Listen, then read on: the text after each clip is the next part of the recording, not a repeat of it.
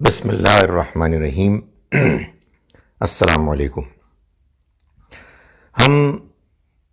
سورہ مائدہ کی آیت نمبر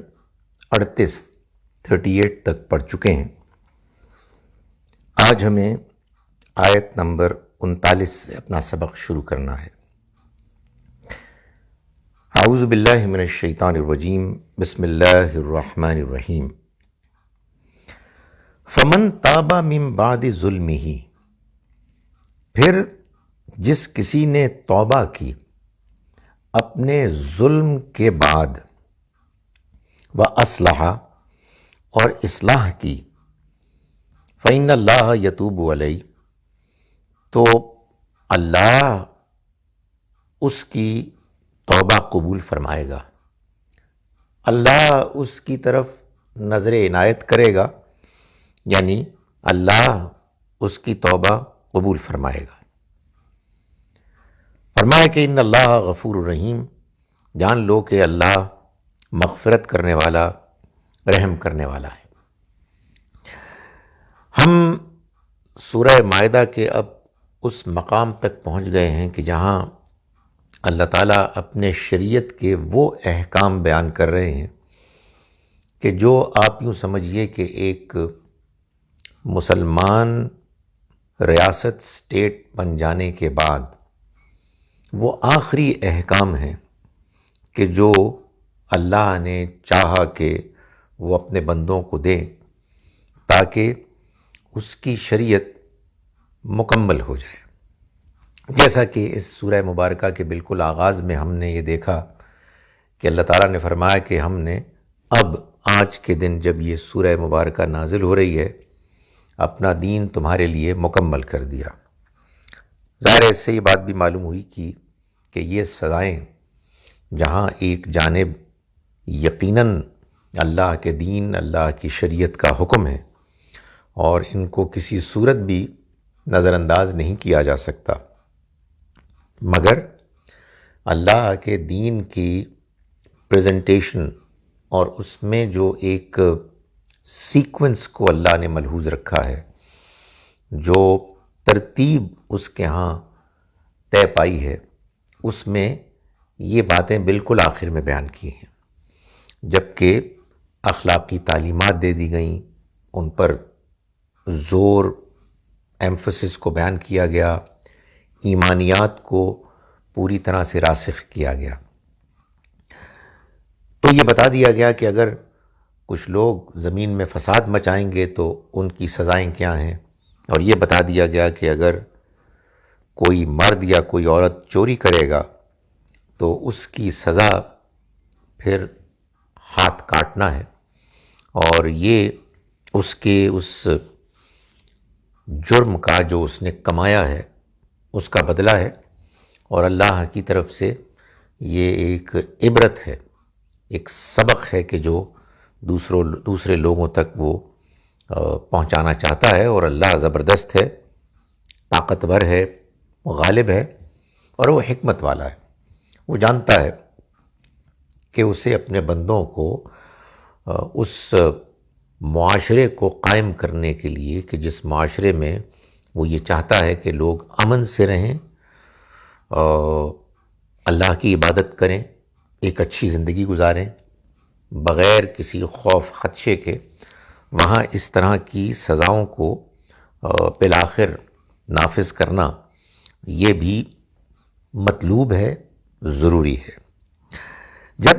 چور کی سزا بیان کر دی تو اس کے بعد فرمایا کہ پھر جو توبہ کرے اپنے اس ظلم کے بعد، ظاہر ہے چوری ایک ظلم ہے، چوری ظلم ہے اس شخص پر بھی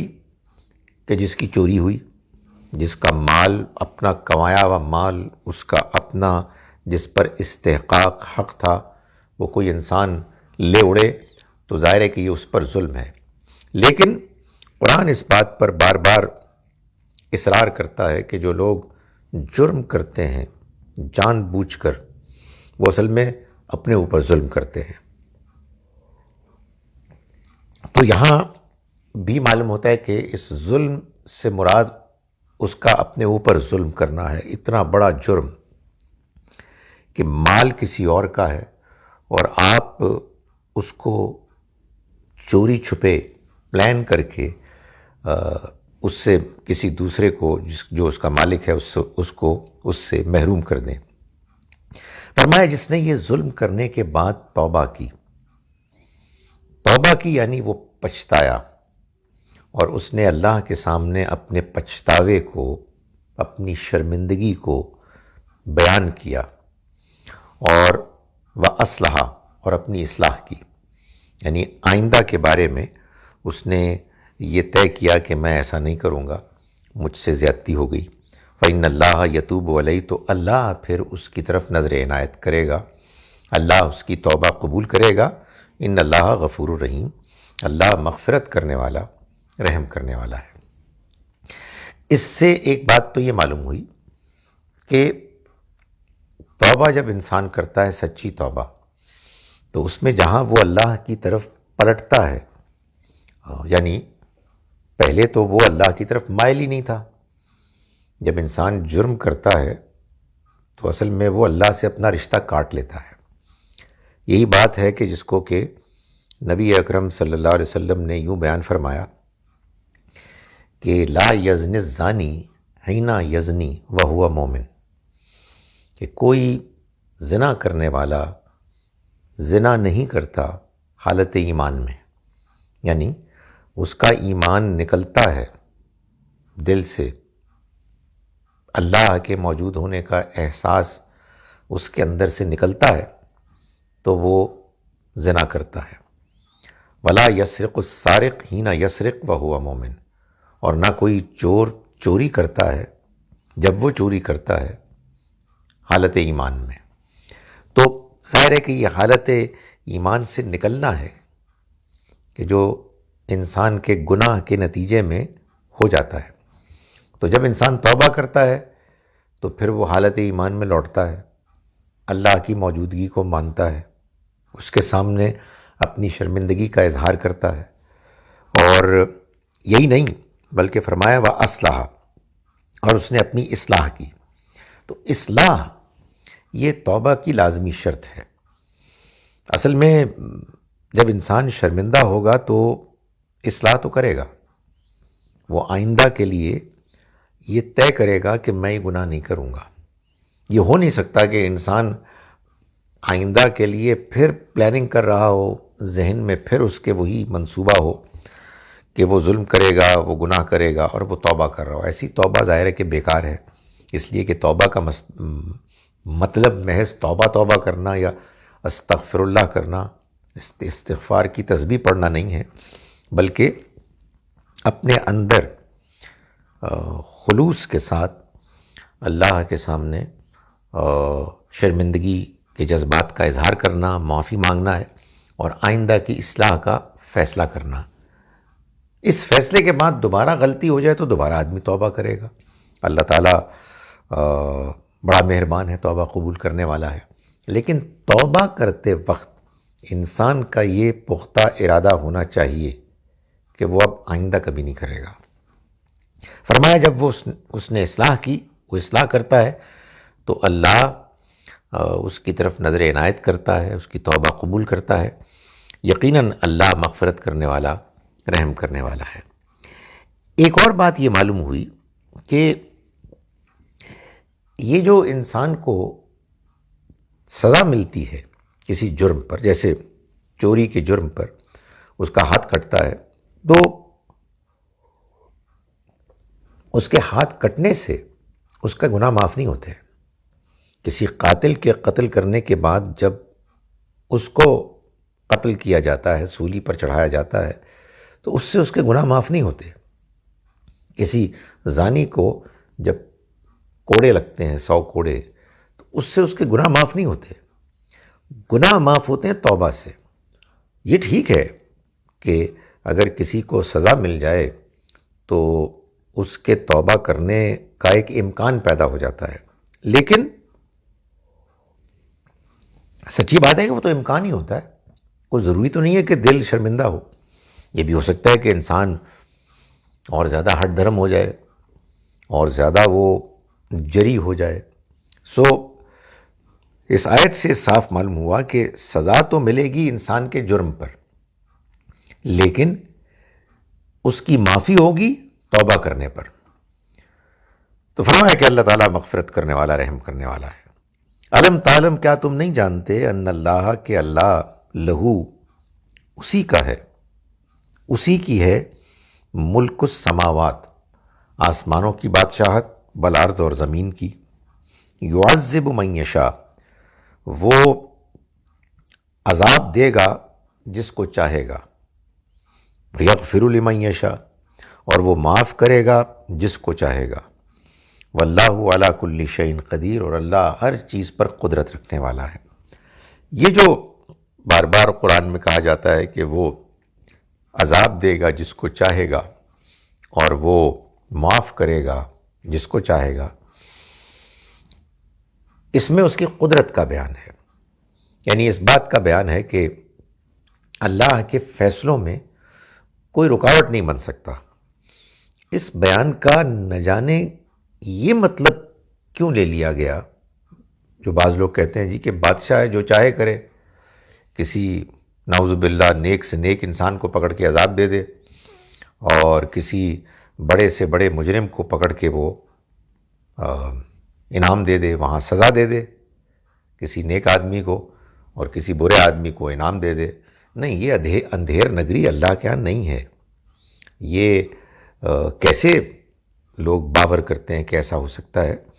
اللہ تعالیٰ نے تو بار بار یہ کہا ہے کہ جہاں وہ زبردست طاقتور ہے وہاں وہ حکمت والا بھی ہے، وہاں وہ انصاف کرنے والا ہے۔ تو اللہ تعالیٰ کسی دوسرے کے دباؤ میں نہیں آئے گا۔ جب وہ فیصلہ کرے گا، وہ فیصلہ خود ہی کرے گا، اور ظاہر ہے کہ جب وہ فیصلہ کرے گا تو اس کا فیصلہ اس کی صفات کے مطابق ہی ہوگا، عدل، انصاف، رحمت، حکمت کے مطابق ہوگا، اس کی علم کی روشنی میں ہوگا۔ تو فرمایا کہ وہ جس کو چاہتا ہے اور جس کو چاہے گا سزا دے گا، جس کو چاہے گا معاف کرے گا، اور اللہ ہر چیز پر قدرت رکھنے والا ہے۔ اس کے بعد فرمایا کہ یا ایھا الرسول، اے رسول، پیغمبر، اللہ کی طرف سے لوگوں تک پیغام پہنچانے کے ذمہ دار، لا یحزنک، آپ کو غمگین نہ کرے، الذین یسارعون فی الکفر، وہ لوگ غمگین نہ کریں جو کفر میں جلدی مچا رہے ہیں، تیزی دکھا رہے ہیں۔ من الذین قالوا آمنا بافواہہم، ان لوگوں میں سے کہ جنہوں نے کہا ہم ایمان لائے اپنی زبانوں سے، ولم تؤمن قلوبہم، جبکہ ان کے دل ایمان نہیں لائے، ومن الذین ہادوا، اور ان لوگوں میں سے بھی کہ جو یہودی ہوئے۔ یعنی آپ کا کام پیغام پہنچانا ہے، آپ کا کام کسی کو زبردستی قائل کرنا نہیں ہے، کسی کے دل میں بات اتارنا نہیں ہے۔ یہ فیصلہ تو اللہ کرے گا کہ کون ہدایت پائے گا اور کون گمراہ ہوگا۔ چنانچہ اگر آپ کے پیغام پہنچا دینے کے باوجود لوگ بات نہیں سمجھتے تو آپ کو غمگین ہونے کی ضرورت نہیں ہے، آپ نے اپنا کام کر لیا۔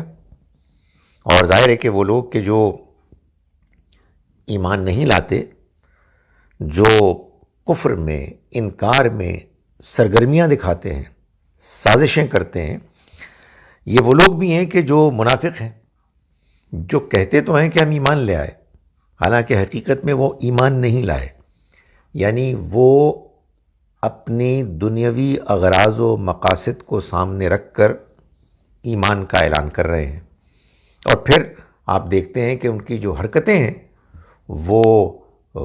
بالکل برعکس ہیں ان کے ایمان کے دعوے کے۔ اور وہ لوگ بھی سرگرمیاں دکھا رہے ہیں کہ جو یہودی ہوئے۔ سماعون للکذب، یہ بہت جھوٹ سننے سنانے والے ہیں، سماعون لقوم آخرین، اور یہ سنتے ہیں باتیں اوروں کی بھی، دوسرے لوگوں کی بھی، لم یاتوک جو آپ کے پاس نہیں آئے. یعنی ان کا مسئلہ یہ ہے کہ یہ آپ کے پاس بھی آتے ہیں اور پھر دوسروں کے پاس بھی جاتے ہیں. یہ دوسرے کون ہیں؟ وہ یہودی جو ان کے کان بھرتے ہیں، ان کو ایسی باتیں بتاتے ہیں کہ جس سے وہ اللہ کے پیغام سے، قرآن مجید سے، نبی اکرم صلی اللہ علیہ وسلم سے دل برداشتہ ہو جائیں. تو یہ وہ لوگ ہیں، اور یہ بہت جھوٹ بولتے ہیں، جھوٹ سنتے ہیں. یہاں بہت جھوٹ سننے کا ذکر آیا، اور وہ اس پہلو سے آیا کہ جب آپ بہت جھوٹ سنیں گے تو پھر آپ جھوٹ بولیں گے بھی. یعنی انسان جو کمپنی رکھتا ہے، جن لوگوں کو پسند کرتا ہے، جن کو اس نے آئیڈیلائز کیا ہوا ہے، وہ انہی کو فالو کرے گا. اگر آپ کے جان پہچان والے دوست جن کے ساتھ آپ نے راہ و رسم بڑھائی ہوئی ہے، اور آپ کے لیڈرز جن کو آپ نے اپنا آئیڈیل بنایا ہوا، ریلیجس ہوں یا پولیٹیکل ہوں یا کسی اور فیلڈ کے ہوں، وہ آپ کو معلوم ہے جھوٹ بولتے ہیں، لوگوں کو دھوکہ دیتے ہیں، تو پھر ظاہر ہے کہ آپ بھی جھوٹے ہی ہوں گے. آپ بہت جھوٹ سنیں گے اور شوق سے سنیں گے اور بہت جھوٹ بولیں گے. یہ کیسے ہو سکتا ہے کہ آدمی کو جھوٹے لوگ پسند ہوں اور خود بہت سچا ہو؟ تو فرمائیں کہ یہ وہ لوگ ہیں، بہت جھوٹ سننے والے ہیں، اور سنتے ہیں ان لوگوں کی باتیں جو دوسرے لوگ ہیں، وہ کہ لم یاتوک جو آپ کے پاس نہیں آئے. دوسرے لوگوں کی باتیں سننے میں کیا حرج ہے؟ بھئی بات یہ ہے کہ اگر تو آپ کے پاس ابھی سچائی ہے ہی نہیں، ابھی آپ خود کلیئر نہیں ہیں، اور آپ کسی اور سے بھی ملتے ہیں، تو کوئی حرج ہی نہیں ہے. بلکہ سچی بات یہ ہے کہ اچھا ہے کہ آپ ادھر کی بات بھی سنیں، ادھر کی بات بھی سنیں، اور فگر آؤٹ کریں، جاننے کی کوشش کریں کہ کس کی بات صحیح ہے. لیکن اگر معاملہ یہ ہو کہ آپ جس معاشرے میں رہ رہے ہیں وہاں ایک اللہ کے پیغمبر ہے، وہ اللہ کا پیغام آپ کے سامنے پیش کر رہے ہیں، آپ اس پر ایمان لے آئے ہیں، یہ آپ نے اعلان کیا ہے، وہ پیغام اللہ تعالیٰ بتا رہا ہے کہ بالکل واضح طریقے سے پہنچ گیا ہے. جس نے سنا، جس نے پیغمبر کو دیکھا، اس کے لیے انکار کرنے کی کوئی گنجائش ہی نہیں ہے، کوئی ایکسکیوز ہی باقی نہیں رہا. تو اس کے بعد اگر کوئی کہیں اور جاتا ہے تو اس کا مطلب یہ ہے کہ وہ صحیح بات کو ماننے میں دلچسپی نہیں رکھتا، اس کی انٹرسٹ نہیں ہے. یہیں سے میں ایک نقطہ واضح کرنا چاہتا ہوں، اور وہ نقطہ یہ ہے کہ آپ بھی سوچتے ہوں گے، مجھے بھی خیال آتا ہے، مجھ سے لوگ پوچھتے بھی ہیں کہ یہ کیا معاملہ ہے کہ ہمارے ہاں بہت سے علماء کہتے ہیں کہ بھائی آپ ہماری بات سنیں، ان کی بات نہ سنیں، ان کی بات سنیں گے تو آپ گمراہ ہو جائیں گے. تو مجھے خیال ہوتا ہے کہ یہ اتنی، معاف کیجیے گا، ایبسرڈ بات آدمی کیسے کر سکتا ہے کہ بھائی آپ کی بات سنیں، کسی اور کی بات کیوں نہ سنیں؟ ظاہر ہے کہ اس کی ایک ہی وجہ ہو سکتی ہے کہ آپ پر حق نازل ہوتا ہے اور باقی لوگ باطل ہیں، اہل باطل ہیں، تو تبھی آپ یہ کہہ سکتے ہیں. یہ تو پیغمبر کے علاوہ کوئی کہہ ہی نہیں سکتا. تو مجھے بارہا یہ خیال آتا ہے کہ مجھے ایسا لگتا ہے کہ لوگ ان آیات کو پڑھتے ہیں، اس طرح کی آیات جو قرآن میں بہت ہیں، اپنے آپ کو پیغمبر کی جگہ پر رکھتے ہیں، باقی لوگوں کو کہ جو ان سے مختلف ہیں ان کو سمجھتے ہیں کہ یہ منافق قسم کے لوگ ہیں، اور اپنے ماننے والوں کو کہتے ہیں کہ آپ ہماری بات سنیں، کسی اور کی بات نہ سنیں. تو سچی بات یہ ہے کہ یہ بہت ضروری ہے کہ ہم یہ جانیں کہ جب ہم قرآن پڑھ رہے ہیں تو ہم پر یہ بات واضح ہو کہ یہ وہ کتاب ہے کہ جو اصل میں محمد صلی اللہ علیہ وسلم پر نازل ہوئی، اور آپ نے اس کتاب کو اپنے زمانے کے لوگوں کے سامنے پیش کیا اور جو آپ کے ماننے والے بنے، اللہ نے ان کو پھر ہدایات دیں کہ دیکھو اب جب تم ہمارے پیغمبر پر ایمان لے آئے ہو تو اب تمہیں کسی اور کی طرف نہیں جانا، یہی ہدایت ہے، یہی حق ہے۔ تو میرا خیال ہے کہ جب آپ اس چیز کا لحاظ نہیں رکھیں گے تو پھر وہ مسئلے ہوں گے کہ جو ہمارے ہاں فرقے واریت کا ذریعہ بنتے ہیں، اور اس میں ان لوگوں نے تو کمال ہی کر دیا ہے جو یہ کہتے ہیں، جنہوں نے ایک فلسفہ بنا لیا ہے کہ قرآن مجید میں جب کبھی اس طرح کی آیات آئیں جس میں اللہ تعالیٰ یہ کہہ رہے ہیں کہ اے پیغمبر، اے رسول، تم لوگ یہ کرو، تم اس بات کو پھیلاؤ، تو تم سے مراد معلوم ہے کیا ہے؟ وہ کیا کہتے ہیں؟ تم سے مراد تم سے مراد میں۔ بہرحال یہ ایک لمبی بات ہے، میں سمجھتا ہوں کہ، اور میں چونکہ اب یوٹیوب میں ایسے لوگوں کو دیکھتا ہوں اور میں دیکھتا ہوں کہ بڑے مسلمان جا کے ان کی باتیں سنتے ہیں تو پریشانی بھی ہوتی ہے، لیکن پھر یہ بھی خیال آتا ہے کہ بھائی بات یہ ہے کہ یہ آزاد دنیا ہے، ہر ایک کو بولنے کا موقع ہے، ہمیں اگر کسی سے اختلاف ہے تو سلیقے کے ساتھ اختلاف کرنا ہے، اور ایسے لوگوں سے بھی بات کرنی ہے کہ بھائی یہ بات، یہ انداز قرآن کو سمجھنے کا ٹھیک نہیں ہے کہ آپ یہ ایزیوم کریں کہ قرآن آپ پر نازل ہو رہا ہے۔ بھائی قرآن آپ پر نازل نہیں ہوا، قرآن نبی اکرم صلی اللہ علیہ وسلم پر نازل ہوا، ہم آپ کے ماننے والے ہیں، ہم اس آپ پر نازل ہونے والے قرآن کو پڑھ رہے ہیں جو اصل میں ایک سرگزشت انذار ہے۔ ہم یہ پڑھ رہے ہیں کہ آپ نے کس طرح سے اس پیغام کو پیش کیا، اور اس پڑھنے میں پھر ہم اپنے رول کو تلاش کر رہے ہیں، جو تلاش کرنا کوئی اتنا مشکل نہیں ہے۔ ہم یہ دیکھ رہے ہیں کہ یہاں یہ بات بیان کی جا رہی ہے کہ نبی صلی اللہ علیہ وسلم کو ماننے والے لوگ بھی تھے، اور وہ بھی تھے کہ جو منافق تھے، اور وہ بھی تھے کہ جو منافقوں کو سپورٹ کر رہے تھے۔ تو یہاں ان کا ذکر ہے۔ فرمایا یہ کون لوگ ہیں؟ یحرفون الکلمہ من بعد مواضعہ، وہ کلام کو ہٹا دیتے ہیں اس کے موقع و محل واضح ہو جانے کے بعد، یعنی وہ تحریف کرتے ہیں، معنی کو پھیر دیتے ہیں جبکہ اس کے معنی پوری طرح سے واضح ہیں۔ یعنی وہ جو بات قرآن کہہ رہا ہے، جو بات اللہ کی کتاب کہہ رہی ہے، اس بات کو صحیح طرح سے بیان نہیں کرتے، اس کے موقع و محل سے اس کو ہٹا دیتے ہیں، تحریف کر دیتے ہیں۔ قرآن نے کہا کہ من بعد مواضعہ، اس کے صحیح موقع و محل کے باوجود، کہ واضح ہو جانے کے باوجود۔ مثال کے طور پر تورات سے، انجیل سے یہ معلوم ہوتا ہے کہ ایک اور پیغمبر کو آنا ہے، اور جو نبی اکرم صلی اللہ علیہ وسلم کے زمانے کے یہود و نصارہ علماء تھے، قرآن نے بتایا کہ وہ آپ کو پہچان گئے تھے، لیکن ان میں سے وہ لوگ بھی تھے بدقسمت کہ جنہوں نے آپ کو پہچاننے کے باوجود یہ فیصلہ کیا کہ آپ کو نہیں ماننا ہے۔ تو اب وہ کیا کریں؟ وہ کلام کو اس کے موقع، اس کے سیاق و سباق میں واضح ہونے کے باوجود اس کو ہٹا دیتے اور کوئی تعویل کر دیتے کہ نہیں یہ وہ پیغمبر نہیں ہے، ابھی تو ان کو بعد میں آنا ہے، ان پیغمبر کو تو بنی اسرائیل میں سے ہونا چاہیے، وغیرہ وغیرہ کو اس طرح کی بات کر دی۔ تو فرمایا کہ یہ وہ لوگ ہیں، یعنی ان کے پاس اللہ کا کلام ہے،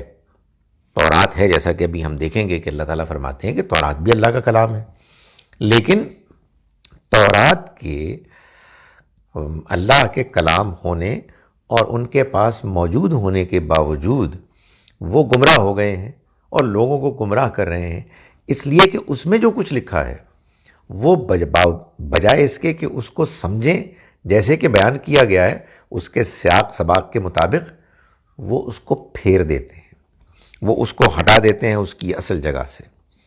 فرمائے یقولون، وہ کہتے ہیں ان اوتی تم حاذا، اگر تو تم دیے جاؤ یہ، یعنی یہ جو ہم کہہ رہے ہیں، جو ہمارا منشا ہے، ہمارا ہماری ایکسپیکٹیشن ہے، فخذوہ، تو تم اس کو لے لو، وَإِن لَّمْ تُؤْتَوْهُ، مگر اگر تمہیں یہ نہ دیا جائے تو فاحذروا، تو پھر اس سے بچ رہو، یعنی پھر تم اپنے آپ کو کسی طرح سے گریز کر کے نکل جاؤ اور مت ان کی بات سنو۔ یہ اللہ کی شریعت، اس میں جو کچھ بیان ہوا ہے، اس سے فیصلے حاصل کرنے کے معاملے میں اصل میں وہ یہ باتیں کر رہے تھے کہ مقدمہ گیا ہے، اس مقدمے میں جو فیصلہ سنایا جا رہا ہے، اگر وہ تمہاری اپنی مرضی کا فیصلہ ہے تو لے لو، اور اگر تمہاری مرضی کا فیصلہ نہیں ہے تو پھر وہاں سے گریز کر کے نکل جاؤ، یعنی پھر بات نہ مانو۔ فرمایا کہ وَمَن يُرِدِ اللَّهُ فِتْنَتَهُ، اور جس کے بارے میں اللہ فیصلہ کرے، ارادہ کرے اس کے فتنے کے معاملے میں، فَلَن تَمْلِكَ لَهُ مِنَ اللَّهِ شَيْئًا، تو تم اس کے بارے میں کوئی اختیار نہیں رکھتے، پھر اللہ کے مقابلے میں تم اس کے لیے کچھ نہیں کر سکتے۔ یعنی اگر کوئی شخص اس فتنے میں مبتلا ہو چکا ہے، ایک فتنہ ہے نا، آزمائش،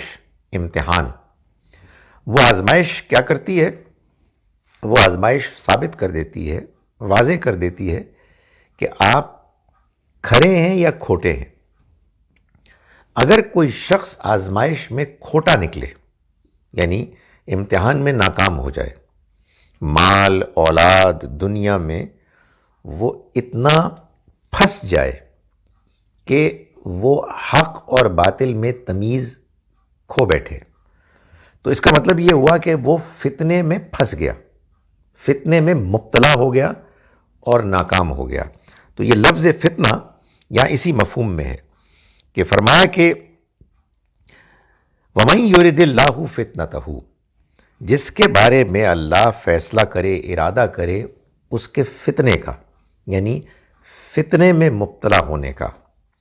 فَلَن تَمْلِكَ لَهُ مِنَ اللَّهِ شَيْئًا، تو تم پھر اس کے حق میں اللہ کے مقابلے میں کوئی اختیار نہیں رکھتے۔ یہ اللہ کا فیصلہ ہے کہ اگر کوئی شخص اللہ کی طرف سے آئے ہوئے امتحان میں ناکام ہونا چاہتا ہے، ضمیر کی موجودگی کے باوجود، اللہ کے پیغام کے موجود ہونے کے باوجود، صحیح بات کے سمجھ جانے کے باوجود، اگر کوئی شخص ماننے سے گریز کرتا ہے تو اس کا مطلب یہ ہے کہ وہ اس آزمائش میں ناکام ہو گیا اور فتنے میں مبتلا ہو گیا، اور یہ فیصلہ اللہ کرتا ہے۔ فرمایا کہ پھر کچھ نہیں کر سکتے آپ کا کوئی اختیار نہیں ہے۔ ایسے میں کیا ہوتا ہے کہ دل ٹیڑھا ہو جاتا ہے، آدمی دیکھنے کے باوجود اندھا ہو جاتا ہے، اس کا احساس ختم ہونا شروع ہو جاتا ہے۔ اپنے لیے بھی دعا کرنی چاہیے، سبھی کے لیے دعا کرنی چاہیے، خاص طور پر اپنوں کے لیے کہ اللہ تعالیٰ ایسے فتنوں سے بچائے۔ فرمایا کہ اولئک الذین، یہ وہ لوگ ہیں، لم یرد اللہ، کہ جن کے بارے میں اللہ نہیں چاہتا ان یطہر قلوبہم، کہ ان کے دل پاک ہوں۔ ظاہر ہے کہ اس دنیا کی آزمائش میں انسان کی کامیابی تو اسی صورت میں ہوگی کہ جب وہ پاک ہوگا، اور پاک ہونے سے مراد دل کا پاک ہونا ہے، گناہوں کی گندگی، آلودگی سے اپنے آپ کو پاک کرنا، جس کا طریقہ اللہ کا ذکر، توبہ، استغفار ہے اور اپنی اصلاح ہے۔ تو فرمایا کہ بعض لوگ وہ ہوتے ہیں کہ جن کے بارے میں اللہ یہ فیصلہ کر لیتا ہے کہ وہ فتنے میں مبتلا ہوں گے، جب آزمائش آئے گی تو وہ اس میں ناکام ہو جائیں گے۔ کیوں؟ اس لیے کہ وہ بدنیت لوگ ہیں، سچائی کو جاننے کے باوجود اس کو ماننے سے گریز کرتے ہیں۔ کیوں کرتے ہیں یہ لوگ؟ اس میں بڑے سٹ پٹاتے ہیں، بہت مجھ سے سوال کرتے ہیں۔ اس لیے کہ جان لیں اچھی طرح سے، اس دنیا میں جو بڑی بڑی حقیقتیں ہیں، ان میں ایک بہت بڑی حقیقت ہم انسانوں کے پاس اختیار اور ارادہ ہے۔ ہم خود، آپ کہیے، اپنی ڈیسٹنی لکھتے ہیں، ہم خود فیصلے کرتے ہیں، اور اگر فیصلے ہم صحیح کرتے ہیں تو ہم اللہ کی نگاہ میں کامیاب ہوتے ہیں، اور اگر ہم فیصلے غلط کرتے ہیں تو ہم ناکام ہوتے ہیں۔ کوئی کسی کی مدد نہیں کر سکتا۔ میں آپ کو سمجھا سکتا ہوں، آپ مجھے سمجھا سکتے ہیں، ہم ایک دوسرے کے لیے دعا کر سکتے ہیں، مگر میں آپ کو گمراہی سے نکال دوں، آپ مجھے گمراہی سے نکال دیں، یہ آپ کا اختیار نہیں ہے۔ یہی بات اللہ تعالیٰ فرما رہے ہیں کہ تمہیں پھر ان کے معاملے میں کوئی اختیار نہیں ہے۔ فرمایا کہ اللہ نہیں چاہتا ان کے بارے میں کہ وہ ان کے دلوں کو پاک کرے۔ لہم فی الدنیا خزی، ان کے لیے دنیا میں رسوائی ہے، وَلَهُمْ فِي الْآخِرَةِ عَذَابٌ عَظِيمٌ، اور آخرت میں ان کے لیے ایک بڑا عذاب ہے۔ دنیا میں رسوائی ہے چونکہ یہ رسول کے زمانے میں رسول کے مخاطب ہیں، ایڈریسیز ہیں، اس لیے یہ دنیا میں بھی نہیں بچیں گے۔ یہ کوئی ضروری نہیں ہے کہ ہر وہ شخص کے جو اس دنیا میں گمراہ ہے وہ دنیا میں بھی رسوا ہو، اور اگر کوئی شخص دنیا میں رسوا نہیں ہوتا تو وہ گمراہ نہیں ہے۔ نہیں، یہ بات ایسے نہیں ہے۔ بڑے بڑے جھوٹے، دغاباز، ظالم لوگ، ناانصافی کرنے والے بہت دنیا میں کامیاب ہوتے ہیں بظاہر، ان کو بڑا موقع ملتا ہے، بڑی ڈھیل ملتی ہے۔ اللہ چاہے تو بعضوں کو عبرت کا نمونہ بنا لے، لیکن کسی کے دنیا میں سرخرو ہونے، بظاہر سرخرو ہونے کا یہ مطلب نہیں ہے کہ جو وہ جھوٹ بھی بول رہا ہے وہ بھی بڑی نیکی کا کام ہے، وہ جو ناانصافی کر رہا ہے وہ بھی بہت اعلیٰ کام ہے۔ نہیں، ایسا نہیں ہے۔ دنیا میں رسوائی لازم ہے ان لوگوں کے لیے کہ جو رسول کے زمانے میں موجود ہوں اور ان کی مخالفت کریں، اور ان کی طرف سے پیغام کے آخری حد تک واضح ہو جانے کے باوجود وہ انکار پر اڑ جائیں۔ فرمایا ان کے لیے دنیا میں رسوائی ہے اور ان کے لیے آخرت میں ایک بڑا عذاب ہے۔ وہ جو میں گزارش کر رہا تھا نا کہ جب لوگ یہ سمجھتے ہیں کہ یہ سب ہم ہی پہ نازل ہو رہا ہے سب کچھ، تو پھر ظاہر ہے کہ وہ اسی طرح کی چیزیں کہیں گے کہ جو بھی غلط کام کرتا ہے دنیا میں رسوا ہوگا، جو صحیح کام کرتا ہے دنیا میں کامیاب ہوگا۔ نہیں، دنیا میں ایسا نہیں ہوتا۔ یہ رسولوں کے زمانے میں حق اور باطل الگ الگ ہو جاتے ہیں، اور حق کا بول بالا ہوتا ہے اور باطل وہ ناکام نامراد ہو جاتا ہے۔ ان الباطل کان زہوقا۔ سماعون للکذب، یہ لوگ بہت جھوٹ کے سننے والے، اور میں نے گزارش کی جب سننے والے ہیں تو پھر بولنے والے بھی ہیں۔ اکالون للسحت، اور بہت زیادہ حرام مال کھانے والے ہیں، ناجائز مال کھانے والے ہیں، رشوتیں لینے والے ہیں، رشوتیں دینے والے ہیں، جھوٹ کا کاروبار ہے ان کا۔ فَإِن جَاءُوكَ، پھر اگر اے پیغمبر یہ آپ کے پاس آئیں، کیوں آئیں؟ فیصلے کرانے کے لیے۔ کون لوگ ہیں یہ؟ یہودی جو مدینہ منورہ میں تھے۔ فَإِن جَاءُوكَ، پھر اگر یہ لوگ آپ کے پاس آئیں، فَاحْكُم بَيْنَهُمْ، تو آپ ان کے مقدموں کا فیصلہ کریں، او اعرض عنہم، یا اعراض کریں، یعنی یہ آپ پر ہے، آپ کو اختیار ہے، چاہے تو آپ ان کے مقدموں کا فیصلہ کر لیں، چاہے آپ فیصلہ نہ کریں۔ وَإِن تُعْرِضْ عَنْهُمْ، اگر آپ ان سے اعراض کریں، فَلَن يَضُرُّوكَ شَيْئًا، تو یہ آپ کا کچھ نہیں بگاڑ سکتے۔ ظاہر ہے کہ یہ مسلمان تو ہوئے نہیں ہیں، تو پھر جب یہ آپ کے پاس آ کے مقدموں کا فیصلہ آپ سے کرواتے ہیں تو آپ اس کے پابند نہیں ہیں کہ آپ ان کا فیصلہ کریں۔ ویسے کر بھی سکتے ہیں، لیکن اگر نہ کرنا چاہیں تو نہ کریں، یعنی یہ اختیار دے دیا گیا ہے۔ حضور پر چھوڑ دیا گیا کہ آپ اپنے طور پر فیصلہ کیجئے کہ آپ کا دل مانتا ہے تو آپ کر لیجئے، نہیں مانتا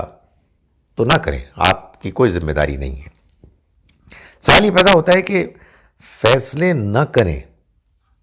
یہ تو سمجھ میں آتا ہے بھائی جب آپ مسلمان ہی نہیں ہیں،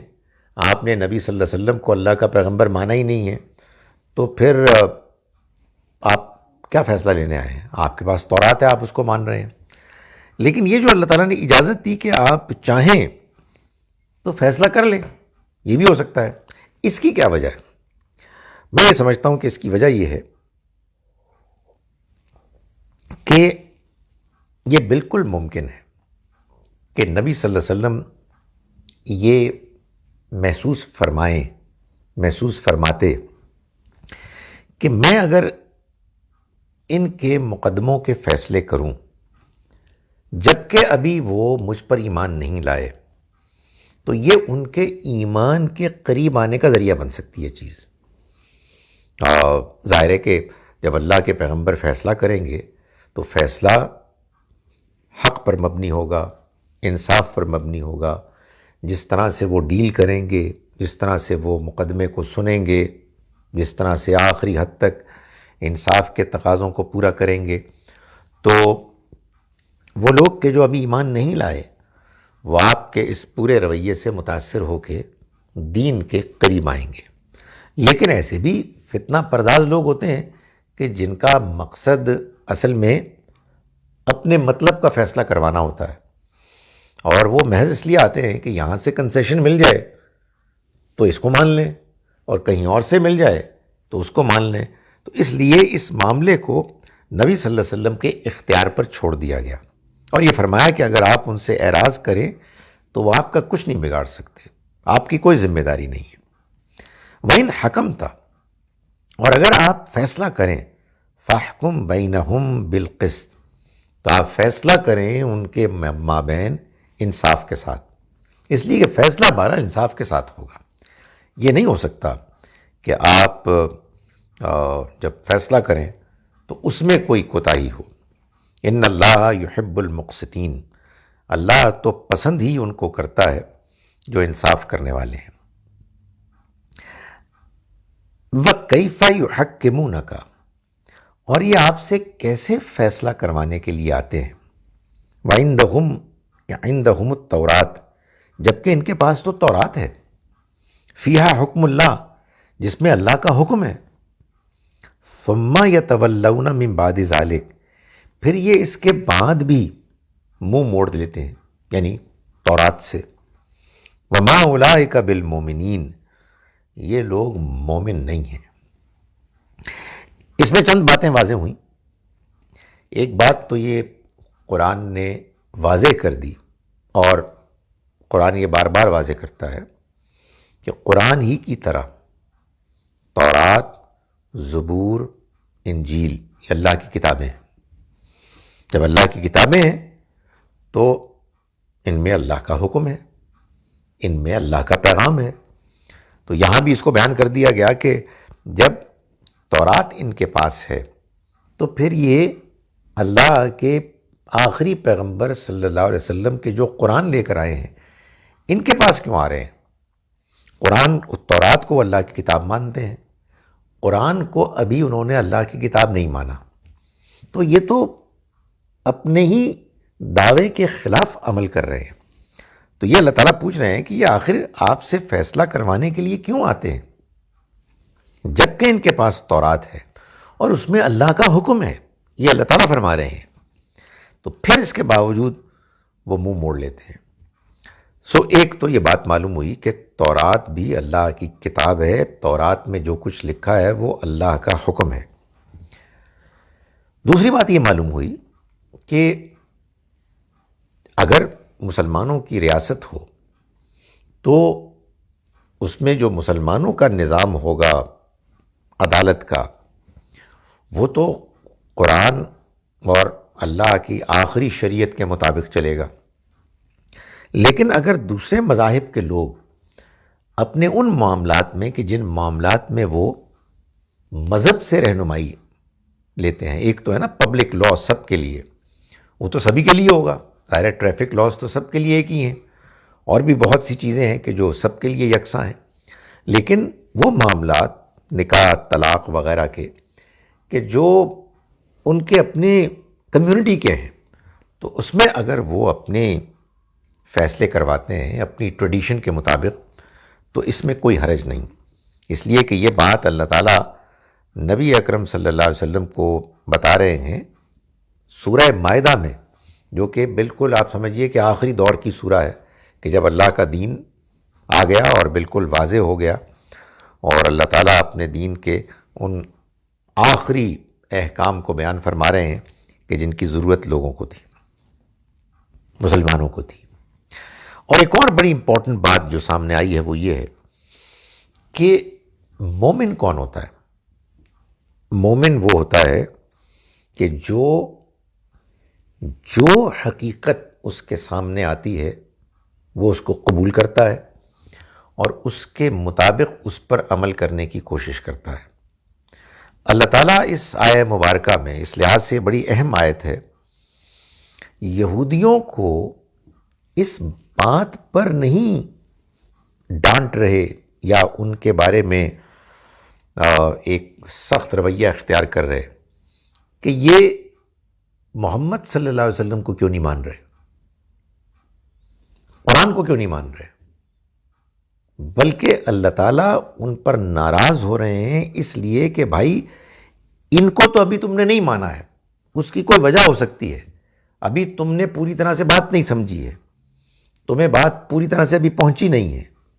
لیکن جس کو تم مان چکے ہو اس کو تم کیسے نظر انداز کر سکتے ہو؟ سو اس آیہ مبارکہ سے بات معلوم ہوئی کہ انسان اللہ کے ہاں جواب دہ ہوگا ان چیزوں کے بارے میں کہ جن چیزوں کو وہ جان چکا ہے اور جاننے کے بعد مان چکا ہے۔ جو باتیں ابھی اس نے نہیں مانی تو ان پر تو سوال ہوگا کہ کیوں نہیں مانی، بات سمجھ میں نہیں آئی یا سمجھنے کے باوجود نہیں مانی، لیکن جن باتوں کو آپ نے مان لیا ہے آخر ان کو اگنور کرنے کا کیا مطلب ہے، اس پر عمل نہ کرنے کا کیا مطلب ہے؟ تو یہاں یہ بات اللہ تعالیٰ فرما رہے ہیں کہ یہ یہودی یہ تورات کو ماننے اور اس کے باوجود اس کو اگنور کرنے کے نتیجے میں مومن ہے ہی نہیں، یہ تورات کو سرے سے مانتے ہی نہیں ہیں۔ سو ان کا جو ایمان کا دعویٰ ہے یہ دعویٰ ایک غلط دعویٰ ہے، بے بنیاد دعویٰ ہے۔ فرمایا وما اولئک بالمؤمنین، یہ لوگ مومن نہیں ہیں۔ اس کے بعد فرمایا انا انزلنا التورات، اب یہ سنو کہ ہم نے تورات نازل کی، فیہا ہدی و نور، اس میں ہدایت اور روشنی تھی، یعنی یہ دنیا میں انسانوں کو جو ان کو رویہ اختیار کرنا چاہیے اس کے لیے ہدایت تھی، اور جو گمراہی کے نظریات اور راستے موجود دعوت دے رہے تھے ان کے مقابلے میں روشنی ہے، یعنی وہ سیدھا راستہ، روشن راستہ کہ جو انسان کو اللہ کے بتائے ہوئے راستے کی طرف لے جائے اور پھر منزل مقصود تک پہنچائے۔ فرمایا یحکم بہ النبیون، فیصلہ کرتے اس کے ذریعے سے، یعنی تورات کے ذریعے سے نبی، الذین اسلموا، وہ نبی کے جو فرما بردار ہوئے، جنہوں نے اللہ کی فرما برداری کے لیے اپنے آپ کو پیش کر دیا، جنہوں نے کہ اپنے آپ کو اللہ کے آگے جھکا دیا۔ للذین ہادو، یہ فیصلے کرتے ان لوگوں کے لیے کہ جو یہودی ہوئے، یعنی اللہ نے اپنے نبیوں کو، اور ظاہر ہے کہ بنی اسرائیل میں بہت سے نبی آئے اور ان نبیوں نے اللہ کے فیصلے کیے، اللہ کی طرف سے آئے ہوئے فیصلے انہوں نے ان لوگوں کے لیے کیے کہ جو یہودی تھے، جنہوں نے کہ تورات کو اللہ کا کلام مانا۔ والربانیون والاحبار، اور اسی طرح سے فیصلے کیے اس تورات کے مطابق ان ربانیوں نے، اللہ والوں نے، اور ان علماء نے کہ جو اس تورات کے ماننے والے تھے، اس تورات کو اپنی زندگی میں اختیار کرنے والے تھے. بِمَسْتُحْفِظُوا مِن کتاب اللہ، اس وجہ سے یہ فیصلے کرتے تھے کہ وہ اللہ کی کتاب کے محافظ بنائے گئے، ذمہ دار بنائے گئے.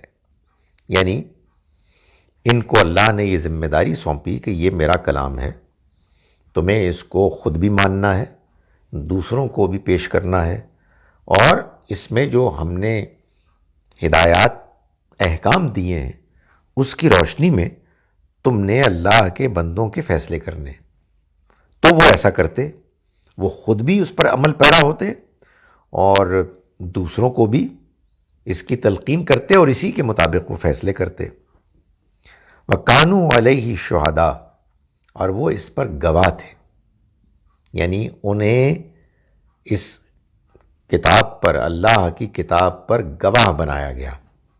کہ وہ اس کو ماننے، اس پر عمل کرنے اور اس کے مطابق فیصلہ کرنے کے نتیجے میں اصل میں کیا کر رہے تھے؟ اللہ کے دین کی گواہی دے رہے تھے. یہ شہادت پیش کر رہے تھے، یہ گواہی پیش کر رہے تھے کہ یہ اللہ کی کتاب ہے. فرمایا فَلَا تَخْشَوُا النَّاسَ وَاخْشَوْنِ، تو دیکھو تم لوگوں سے مت ڈرو بلکہ مجھ سے ڈرو. یہ خاص طور پر کہا جا رہا ہے یہودیوں کو، تورات کے ماننے والوں کو، کہ اس میں جو کچھ بھی بیان ہوا ہے تم اس کو مانو. اس میں جو بعد میں آنے والے پیغمبر کا ذکر ہے، اور وہ پیغمبر اب تمہارے پاس اللہ کا پیغام لے کر آ گئے ہیں، وہ پیغام کے جس کے ماننے کے لیے خود تمہیں تورات اور انجیل میں اللہ نے ہدایت کی تھی، تو تم اب لوگوں سے مت ڈرو بلکہ مجھی سے ڈرو. وَلَا تَشْتَرُوا بِآيَاتِي ثَمَنًا قَلِيلًا، اور اللہ اور میری آیات کو تم تھوڑی قیمت کے بدلے میں مت بیچو، ان کا سودا مت کرو. مطلب یہ نہ ہو کہ دنیا میں کچھ تمہیں عزت احترام ملے، تمہیں چودراہٹ ملے، لوگ تم سے فتوے لینے کے لیے آئیں. یہ زندگی اور زندگی کے یہ مزے، یہ ٹور، یہ عزت احترام، اس کی خاطر تم اللہ کی آیات کو مت بیچو، سچائی کا انکار مت کرو کہیں یہ سوچ کے کہ اگر ہم نے یہ مان لیا تو پھر ہمارا کیا بنے گا. فرمایا یہ مت کرو. وَمَن لَّمْ يَحْكُم بِمَا أَنزَلَ اللَّهُ، اور جو اللہ نے نازل کیا ہے اس کے مطابق فیصلہ نہ کرے، فَأُولَٰئِكَ هُمُ الْكَافِرُونَ، تو یہی لوگ کافر ہیں. یعنی خدا کے قانون کے مطابق اگر کچھ لوگ فیصلہ نہیں کرتے وہی کافر ہیں. ہم تو غیر مسلموں کو کافر قرار دیتے ہیں، قرآن یہ کہہ رہا ہے کہ ماننے والوں میں، نام نہاد ماننے والوں میں جو لوگ اللہ نے جو کچھ اتارا ہے، نازل کیا ہے، اس کے مطابق فیصلہ کرنے سے انکار کر دیں تو وہی کافر ہے. میں گزارش کروں کہ اللہ نے حکم دیا ہے قرآن میں کہ جب کوئی دنیا سے رخصت ہو تو اس کا ترکہ تقسیم کیا جائے ایک وراثت کے قانون کے مطابق. اب لوگ کہیں گے کہ ہم نہیں کرتے، ہم نے تو وہ دے دیا اپنی بہنوں کو ان کی شادیوں کے موقع پر، تو ہم قانون کے وراثت کے مطابق ہی کر سکتے. یا جیسا کہ ابھی میں نے گزارش کی کہ ہم نے پڑھا چور کی سزا یہ ہے اور قاتل کی سزا یہ ہے، تو آپ کہیں نہیں یہ پرانی بات ہو گئی، اب نئی باتیں کریں، اب ہم یہ نہیں کریں گے. تو قرآن نے واضح طریقے سے بتایا کہ جو اللہ نے نازل کیا اس کے مطابق عمل کرنے سے، اس کے مطابق فیصلہ کرنے سے جو لوگ گریز کرتے ہیں، فرمایا کہ وہی لوگ ہیں کہ جو کافر ہیں. وَكَتَبْنَا عَلَيْهِمْ، اور ہم نے لازم کر دیا ان پر، فیہا، اس میں یعنی تورات میں، ان النفس بالنفس، یہ کہ جان کے بدلے جان، والعین بالعین، اور آنکھ کے بدلے آنکھ، والانف بالانف، اور ناک کے بدلے ناک، والاذن بالاذن، اور کان کے بدلے کان، والسن بالسن، اور دانت کے بدلے دانت، والجروح قصاص، اور زخموں کا بھی قصاص ہے، یعنی جو دوسرے کو کوئی زخم پہنچائے تو پھر اس کے بدلے اس کو بھی قانون کے مطابق اتنا ہی زخم اٹھانا ہوگا، اس کو اس تکلیف سے گزارنا ہوگا۔ فمن تصدق بھی، پھر جو کوئی صدقہ کر دے اس کو، یعنی معاف کر دے اسے، فہو کفارۃ اللہ، تو وہ اس کے لیے کفارہ بن جائے گا، یعنی اس کے گناہوں کا کفارہ بن جائے گا۔ ومن لم یحکم، اور جو فیصلہ نہیں کرتے، فیصلہ کرنے سے انکار کرتے ہیں، بما، اس کے مطابق کہ جو انزل اللہ، اللہ نے نازل کیا، فاولئک هم الظالمون، تو وہی لوگ ظالم ہیں، یعنی یہ اللہ کا قانون ہے، اس قانون کے مطابق جس نے جس کے ساتھ کوئی زیادتی کی ہے، اگر کسی نے قتل کیا ہے تو پھر اس کو قتل کیا جائے گا، جس نے کسی کی آنکھ پھوڑی ہے اس کی آنکھ پھوڑی جائے گی، جس نے کسی کے کان کو زخمی کیا ہے اس کے کان کو زخمی کیا جائے گا، وغیرہ وغیرہ، سوائے اس کے کہ جس کا نقصان ہوا ہے وہ معاف کر دے، تو جو معاف کرے گا اس کے معاف کرنے پر اس کے اپنے گناہ معاف ہو جائیں گے، جتنی قربانی دے گا اتنا اس کو فائدہ پہنچے گا، لیکن بہرحال اگر وہ چاہے تو وہ بدلہ لے سکتا ہے، یہ خدا کا قانون ہے۔ اس قانون کے جان لینے کے بعد جو اس کے مطابق فیصلہ نہیں کرتا، فرمایا وہی لوگ ہیں کہ جو ظالم ہیں۔ پہلے فرمایا کہ وہ لوگ کہ جو اللہ کے بتائے ہوئے قانون کے خلاف فیصلہ کرتے ہیں یا اس قانون کے مطابق فیصلہ کرنے سے گریز کرتے ہیں، وہی لوگ کافر ہیں۔ اب فرمایا کہ وہی لوگ ظالم ہیں، اور آگے ہم اگلی مرتبہ سبق میں دیکھیں گے، یہ فرمایا کہ وہی لوگ فاسق ہیں۔ فاسق، ظالم، کافر، یہ کون لوگ ہیں؟ جن کے پاس اللہ کی کتاب ہے، جو اپنے آپ کو مسلمان کہتے ہیں، جو اللہ کی شریعت پر ایمان رکھتے ہیں، لیکن اس کے مطابق فیصلہ کرنے سے وہ گریز کرتے ہیں، انکار کرتے ہیں، وہی لوگ کافر ہیں، وہی لوگ ظالم ہیں، وہی لوگ فاسق ہیں۔ آئیے اب ان آیات کا ترجمہ میں آپ کے سامنے ایک مرتبہ پھر کر رہا ہوں، جن آیات کو ہم نے آج پڑھا۔ ہم نے آج سورہ مائدہ کی آیت نمبر 39 سے اپنا سبق شروع کیا۔ اعوذ باللہ من الشیطان الرجیم، بسم اللہ الرحمن الرحیم۔ فمن تاب من بعد ظلمہ، پھر جس کسی نے توبہ کی اس کے ظلم کے بعد، یعنی ظلم کرنے کے بعد، وَأَصْلَحَ، اور اصلاح کی، فَإِنَّ اللَّهَ يَتُوبُ عَلَيْهِ، تو اللہ ایسے شخص کی طرف عنایت کی نظر کرے گا، یعنی وہ اس کی توبہ قبول کرے گا۔ ان اللہ غفور الرحیم، یقیناً اللہ مغفرت کرنے والا، رحم کرنے والا ہے۔ الم تعلم، کیا تم نہیں جانتے، ان اللہ، کہ اللہ، لہو ملک السماوات والارض، آسمانوں اور زمین کی بادشاہت اسی کی ہے۔ یعذب من یشاء، وہ عذاب دے گا، سزا دے گا جس کو چاہے گا، ویغفر لمن یشاء، اور معاف کرے گا جن کو چاہے گا۔ واللہ علی کل شیء قدیر، اور اللہ ہر چیز پر قدرت رکھنے والا ہے۔ فرمایا کہ یا ایھا الرسول، اے رسول، اے پیغمبر، لا یحزنک الذین یسارعون فی الکفر، وہ لوگ کہ جو انکار میں سرگرمی دکھا رہے ہیں، آگے بڑھ رہے ہیں، لا یحزن کا آپ کو غمگین نہ کریں، من الذین قالوا آمنا بافواہہم ان لوگوں میں سے کہ جنہوں نے کہا کہ ہم ایمان لائے اپنی زبانوں سے، ولم تؤمن قلوبہم حالانکہ ان کے دل ایمان نہیں لائے، ومن الذین ہادوا اور ان لوگوں میں سے بھی کہ جو یہودی ہوئے،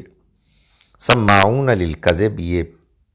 بہت سننے والے سننے سنانے والے ہیں جھوٹ کے، سماعون لقوم آخرین اور یہ خوب سنتے ہیں، توجہ سے سنتے ہیں بات ان لوگوں کی بھی کہ جو دوسرے ہیں، لم یاتوک جو آپ کے پاس نہیں آیا بھی، یحرفون الکلم من بعد مواضع یہ کلام کو اس کے موقع اور محل میں جان لینے کے بعد پھیر لیتے ہیں، وہاں سے بدل دیتے ہیں، یقولون کہتے ہیں ان اوتی تم حاضہ اگر تم یہ دیے گئے یہ فیصلہ سنائے گئے فخذوہ تو لے لو اس کو، وَإِن لَّمْ تُؤْتَوْهُ اور اگر تم وہ نہیں دیے گئے فاحذروا تو بچ نکلو، وَمَن يُرِدِ اللَّهُ فِتْنَتَهُ اور جس کے بارے میں اللہ نے اس کے فتنے کا ارادہ کر لیا، فلن تملک لہو تو آپ کچھ اختیار نہیں رکھتے اس کے بارے میں، من اللہ شیئا اللہ کے مقابلے میں کچھ بھی، اولئک الذین یہ وہ لوگ ہیں لم یرد اللہ اللہ نہیں چاہتا ان یطہر قلوبہم کہ ان کے دلوں کو پاک کرے، لہم فی الدنیا خزی ان کے لیے دنیا میں تو رسوائی ہے، ولہم فی الآخرۃ اور آخرت میں عذاب عظیم بڑا عذاب ہے، سماعون للکذب یہ جھوٹ کے بہت سننے والے ہیں، اکالون للسحت اور بہت حرام مال کھانے والے ہیں، فَإِن جَاءُوكَ پھر جب وہ آپ کے پاس آئیں فَاحْكُم بَيْنَهُمْ تو آپ فیصلہ کریں ان کے درمیان، او عارض عنہم یا ان کو اگنور کریں، اعراض کریں، وَإِن تُعْرِضْ عَنْهُمْ اور اگر آپ ان سے اعراض کریں گے فَلَن يَضُرُّوكَ شَيْئًا تو آپ کا کچھ نہیں بگاڑ سکتے، وَإِن حَكَمْتَ اور اگر آپ نے فیصلہ کیا فَاحْكُم بَيْنَهُمْ بِالْقِسْطِ تو آپ فیصلہ کیجئے ان کے درمیان انصاف کے ساتھ، ان اللہ یحب المقسطین اللہ تو پسند ان کو کرتا ہے کہ جو انصاف کرنے والے ہیں، وَكَيْفَ يُحَكِّمُونَكَ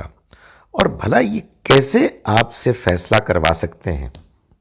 وَعِندَهُمُ التَّوْرَاۃ جبکہ ان کے پاس تورات ہے، فیہا حکم اللہ اس میں اللہ کا حکم ہے، ثم یتولون من بعد ذلک پھر اس کے بعد وہ منہ موڑ لیتے ہیں، وما اولئک بالمؤمنین نہیں یہ مومن نہیں ہے، فرمایا کہ انا انزلنا التورات ہم نے یقیناً نازل کی تورات بھی، فیہا ہدی و نور اس میں ہدایت اور روشنی تھی، یحکم بہا فیصلہ کرتے تھے اس کے مطابق، النبیون نبی، الذین اسلموا وہ نبی کے جو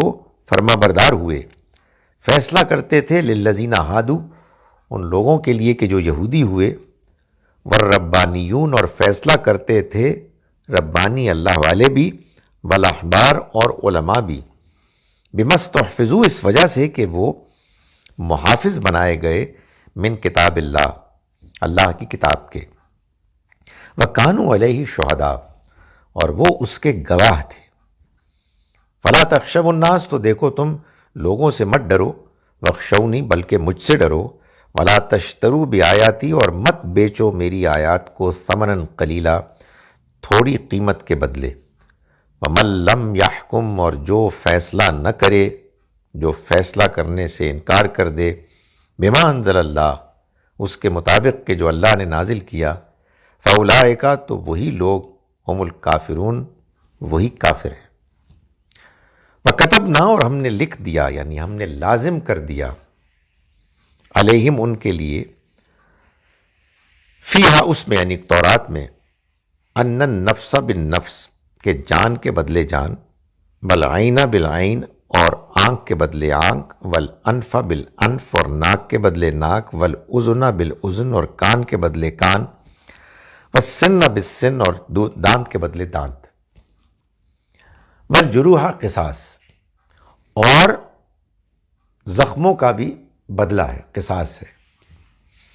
فمن تصدق بھی، پھر جو صدقہ کر دے یعنی معاف کر دے، فہو کفارۃ اللہ، تو وہ اس کے لیے کفارہ بن جائے گا۔ ومن لم یحکم، اور جو فیصلہ کرنے سے انکار کر دے، فیصلہ نہ کرے، بما انزل اللہ، اس کے مطابق کہ جو اللہ نے نازل کیا، فاولئک هم الظالمون، تو وہی لوگ ظالم ہیں۔ اقول قولی ھذا واستغفر اللہ لی ولکم ولسائر المسلمین والمسلمات۔ اچھا جناب، اب سوال اگر کوئی ہے تو دیکھ لیتے ہیں۔ کی عنایت ہے جناب۔ وعلیکم السلام۔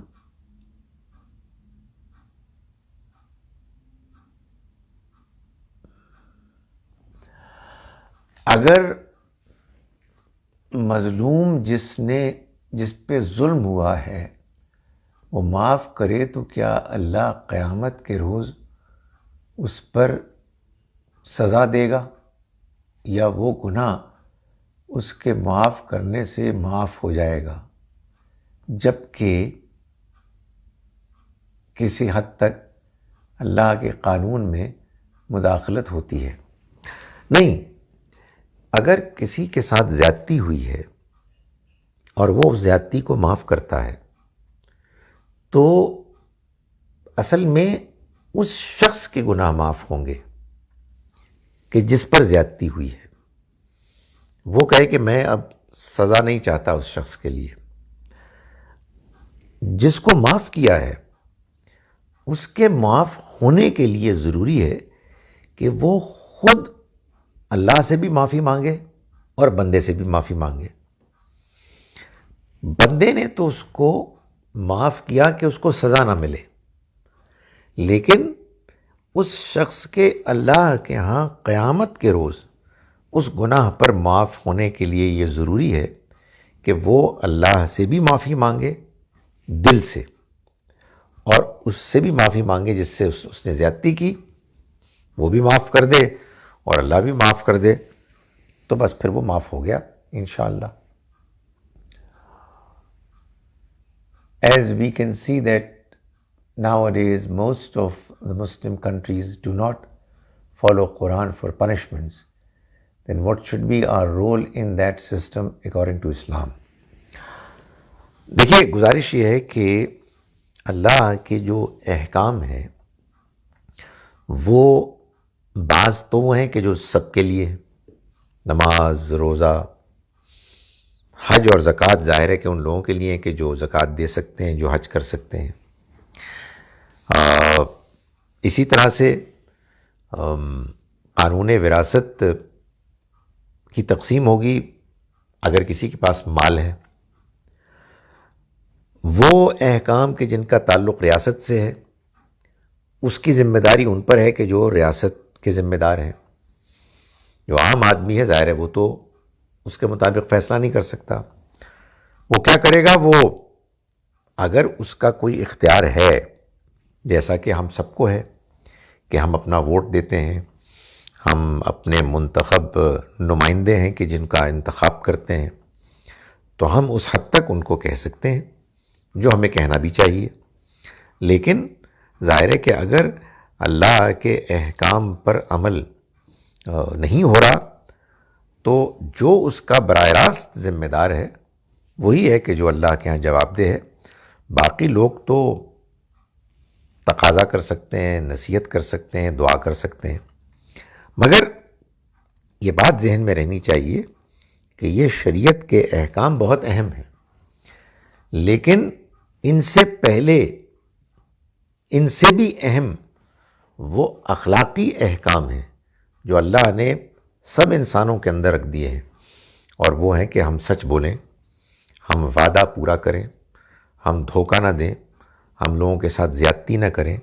ہم ظلم نہ کریں، جو ہم نے عہد کیا ہے اس کی پابندی کریں۔ تو اس کے لیے بھی ہم ذاتی طور پر جواب دیں ہیں اگر اس کا تعلق ہم سے ہے، اور ہمارے حکمران لیڈرز اپنے طور پر جواب دیں ہیں، لیکن وہ شریعت کے احکام جیسے سزائیں ہیں، جیسے مثال کے طور پر سود کا خاتمہ ہے وغیرہ وغیرہ، یہ وہ چیزیں ہیں کہ جن کو ہم اپنی ذاتی حیثیت میں تو جہاں کہیں کوئی امکان ہے ہم اس کو ختم کرنے کی کوشش کریں گے، لیکن معاشرے کی سطح پر سزاؤں وغیرہ کا معاملہ یہ ریاست کا مضمون ہے، اور جو ریاست کے ذمہ دار ہیں وہی جواب دہ ہیں. ہم تو صرف بات کہہ سکتے ہیں، دعا کر سکتے ہیں. اچھا جناب، السلام علیکم ورحمۃ اللہ وبرکاتہ.